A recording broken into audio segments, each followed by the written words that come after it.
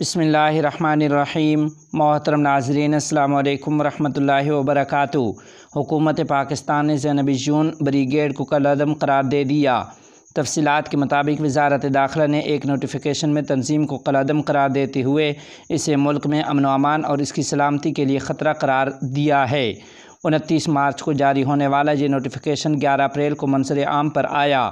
Notification کے مطابق زینب جون brigade ملک میں امن و امان اور اس کی سلامتی کے لیے خطرہ ہے۔ نوٹیفیکیشن میں بتایا گیا کہ وفاقی وزارت داخلہ نے انسداد دہشت گردی ایکٹ 1997 میں حاصل اختیارات کے تحت زینب جون بریگیڈ کا نام اسی قانون میں کالعدم تنظیموں کے ناموں پر مشتمل شیڈول 1 میں شامل کیا ہے۔ پاکستان میں دہشت گردی اور انتہا پسندی کا مقابلہ کرنے کے لیے تمام سٹیک ہولڈرز کے درمیان ہم آہنگی قائم کرنے کے ذمہ دار ادارے national counter terrorism authority NACTA نے بھی زینب جون بریگیڈ کا نام اپنی ویب سائٹ پر موجود کالعدم تنظیموں کی فہرست میں شامل کر دیا ہے۔ زینب جون بریگیڈ کا نام شامل ہونے کے بعد اس فہرست پر کالعدم تنظیموں کی مجموعی تعداد 79 ہو گئی ہے۔ مولانا کلیم صدیقی کے خلاف یو پی سرکار کو منہ کی کھانی پڑی۔ تفصیلات کے مطابق سپریم کورٹ میں اتر پردیش حکومت کو اس وقت منہ کی کھانی پڑی جب وہ معروف عالم دین اور اسلامی سکالر مولانا کلیم صدیقی کی ضمانت منسوخ کرانے کے لیے عدالت میں خاطر خواہ ثبوت پیش کرنے میں ناکام رہی ہے۔ سپریم کورٹ میں جسٹس ود بوس اور جسٹس سنجے کمار کے بینچ نے مبینہ تبدیلی مذہب معاملہ میں مولانا کلیم صدیقی صاحب دامت برکاتہم العالیہ کو الہ آباد ہائی کورٹ کے ذریعے ضمانت دیے جانے کے خلاف اتر پردیش حکومت کی عرضی کو خارج کر دیا۔ واضح رہے کہ گزشتہ سماعت میں بھی سپریم کورٹ نے مولانا کلیم صدیقی صاحب دامت برکاتہم العالیہ کے خلاف اتر پردیش حکومت کے الزامات کے پلندے پر سخت عدم اطمینان کا اظہار کرتے ہوئے مبینہ تبدیلی مذہب معاملہ میں ان کے خصوصی کردار کے بارے میں تفصیلات جمع کرنے کا حکم دیا تھا۔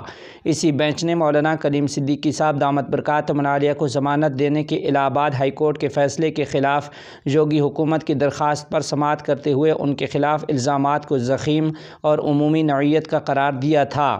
سپریم کورٹ میں مولانا کلیم صدیقی صاحب کی طرف سے معروف وکیل سبل، ایڈوکیٹ نظام پاشا اور ایڈوکیٹ اسامہ ندوی پیش ہوئے۔ اسامہ ندوی نے نمائندہ کو بتایا کہ اتر پردیش حکومت کی طرف سے مولانا کلیم صدیقی صاحب دامت برکاتہم العالیہ کی ضمانت کو منسوخ کرانے کے لیے جواب الجواب بھی داخل کرایا گیا، تاہم اس میں ایسا کچھ بھی نہیں تھا جس کی بنا پر ضمانت منسوخ کی جا سکے۔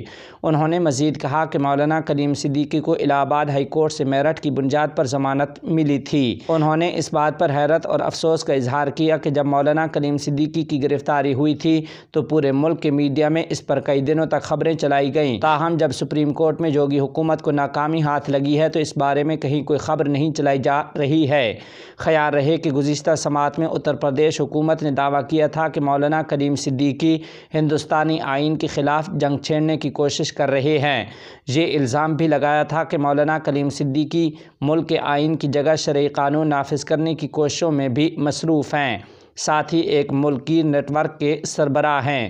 حالانکہ مولانا کلیم صدیقی کی طرف سے پیش سینئر وکیل سبل نے اس کی سختی سے تردید کرتے ہوئے اس بارے میں ثبوت طلب کیے تھے۔ سبل نے اتر پردیش حکومت کے ذریعے عدالت میں کیے گئے دعووں پر سخت اعتراض کا اظہار کرتے ہوئے اس کو سچائی سے بعید قرار دیا تھا۔ انہوں نے بینچ سے کہا تھا کہ میرے پاس ضابطہ فوجداری کی دفعہ 161 کے تحت تمام بیانات موجود ہیں، اس میں کوئی بھی ایسی بات نہیں جس کا دعویٰ یو پی کی حکومت کر رہی ہے۔ انہوں نے مزید کہا تھا کہ حکومت دفعہ 161 کے تحت ملزمین کے بیان قلم بند کرنے کے بعد عدالت سے اس پر بھروسہ کرنے کے لیے کہہ رہی ہے، یہ ناقابل یقین ہے۔ یہ بھی قابل ذکر ہے کہ الہ آباد ہائی کورٹ نے گزشتہ سال اپریل میں مولانا کلیم صدیقی صاحب دامت برکاتہم العالیہ کو ضمانت دی تھی۔ مولانا کلیم صدیقی کو ضمانت دیتے ہوئے کئی شرائط عائد کی گئی تھیں، تاہم ان کے ذریعے کسی بھی شرط کی خلاف ورزی نہ کیے جانے کے باوجود بھی اتر پردیش کی یوگی حکومت نے سپریم کورٹ میں ان کی ضمانت کو چیلنج کیا ہے۔ الہ آباد ہائی کورٹ میں جسٹس عطاء الرحمن مسعودی اور جسٹس سروج یادو کی بینچ نے انہیں ضمانت دی تھی، جبکہ انہیں اتر پردیش کی انسداد دہشت گردی دستہ نے 21 ستمبر 2021 عیسوی کو گرفتار کیا تھا۔ حماس رہنما اسماعیل ہانیہ کے بیٹوں اور پوتوں کی شہادت پر افغان حکومت کی طرف سے افسوس کا اظہار۔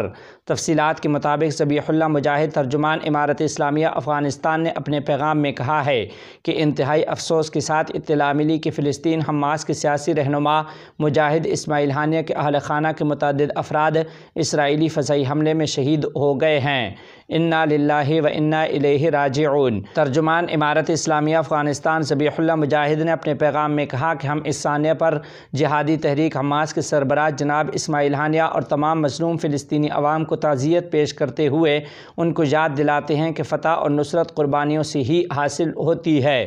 خدا کی راہ میں شہادت ہمارے لیے کوئی غم یا نقصان نہیں بلکہ فتح اور خوشی ہے۔ ذبیح اللہ مجاہد نے کہا کہ ہم جناب اسماعیل ہانیہ اور تمام اہل فلسطین کی قربانیوں، صبر اور استقامت کو فتح اور نصرت کا آغاز سمجھتے ہیں۔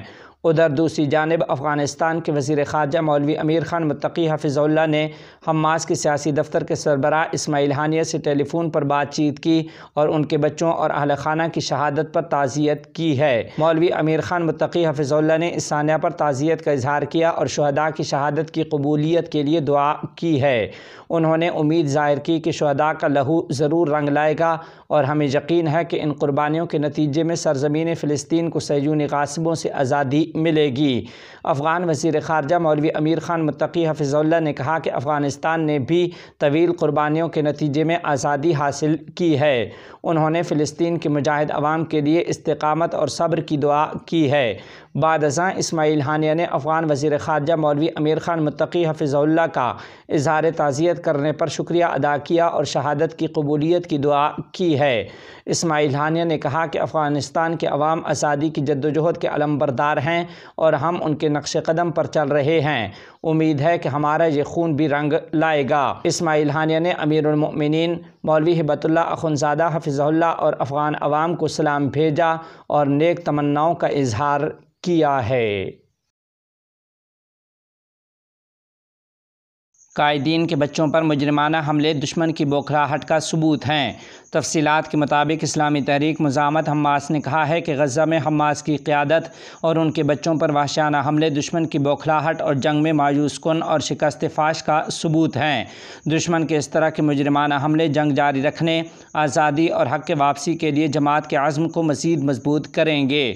حماس کی طرف سے جاری بیان میں کہا گیا ہے کہ میدان جنگ میں شکست خوردہ اور مایوس دشمن اپنی بزدل سپاہ کے حوصلے بڑھانے اور جرائم پر پردہ ڈالنے کی مایوس کن کوشش کر رہے ہیں۔ بیان میں کہا گیا ہے کہ غاصب صہیونی دشمن غزہ میں اپنی طاقت آزمائی اور جنگی مشین کی ناکامی کے بعد مزاحمتی قیادت کے خاندانوں کو نشانہ بنا کر مجرمانہ کارروائیاں کر رہا ہے۔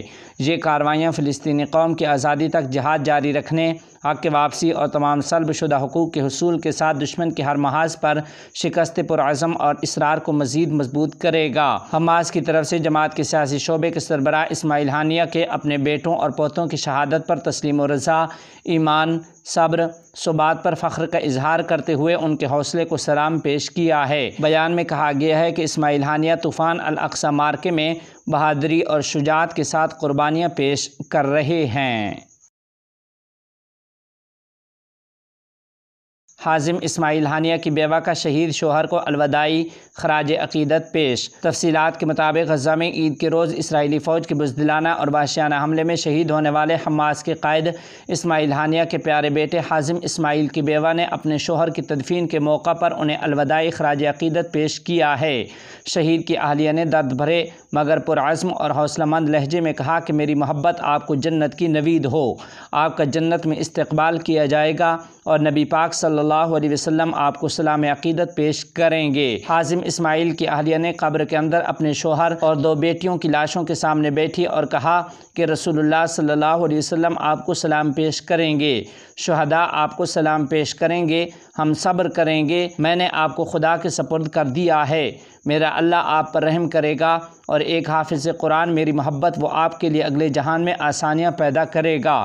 انہوں نے مزید کہا کہ دیکھیں تو صحیح، میں حازم کی شہادت دیکھنے کے لیے زندہ رہی، آپ خوشی کے لیے گئے، میں شہداء کی ماں ہوں اور ایک شہید کی بیوی ہوں جو عربوں سے اپیل نہیں کرتی ہے، وہ مردہ ہیں اور آپ زندہ ہیں۔